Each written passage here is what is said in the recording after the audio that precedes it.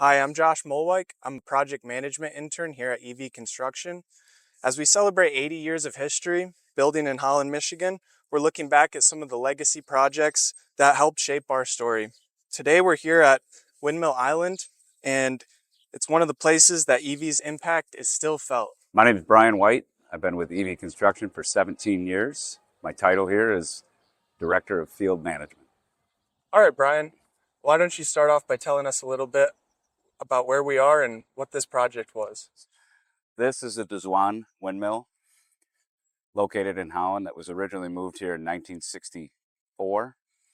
At least in my experience with the company, my affiliation with the windmill started in 2012.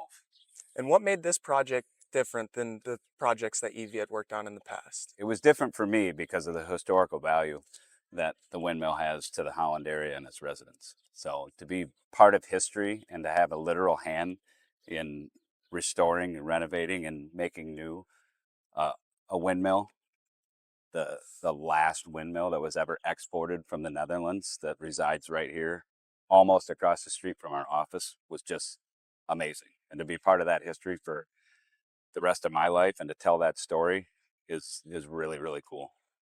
So Ryan, what role did you personally play in this project, and what do you remember most vividly from that time? My role in this project was to work alongside our crews and assemble the craftsmen that literally worked on it. I worked closely with one of our project managers named Guy Desclous, who had been here for decades.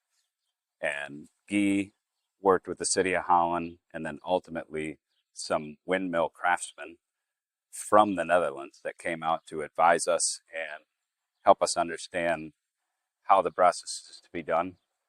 We had to pay close attention to traditional methods and materials to keep the authenticity of the windmill true. So when we began renovations out here, what work needed to be done? So the first project that I was involved with the windmill was in 2012. The main work that we did out there was to replace the platform we call it an observation deck, but it's technically called a galley. And that's a very, very large platform out there that's supported by all of those beams that are braced back to the base. When we were commencing all of that work, it was massive. It was a huge endeavor to take on that work. We also discovered with the windmill that the main beams, especially the one that comes straight out, that was rotted. And that wasn't discovered until we were doing all of that work. So we made note, along with Gerard from the Netherlands, what needed to take place. And then it took 2 more years to build a plan for the work that we did in 2014, where we actually went in and removed the entire turret, which is the dark cap on top of the windmill. We disassembled that mechanism, took the sails off, or the windmill blades, and then used a very large crane to disconnect and place that on the ground so that we could rebuild the turret and provide new roof, new structural components, and make the windmill operational again. One of the things I remember is on this platform, when we were replacing that platform, if you look all the way up above that giant wheel, there's a cable that goes to that mast that's coming out. That mast was completely rotted, and nobody knew that.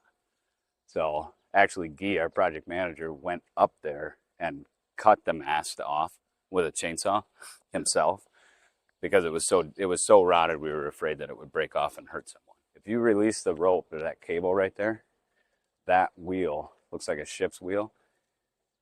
When it's in operation, you can literally turn that wheel and it will turn the entire windmill. Know that our office is just across this wetland here, and we're over here, and it feels like a completely different world. How does that feel?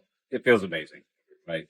Josh, we've been located on 6th Street for 80 years now. Have a hand in a project like this that goes all the way back to the Netherlands, and to bring that structure here, and for EV Construction to have a hand in continuing its historical value and to see it operational, and even watch the people of today marvel at what was built then and how we've had a hand in building what we built today and our future.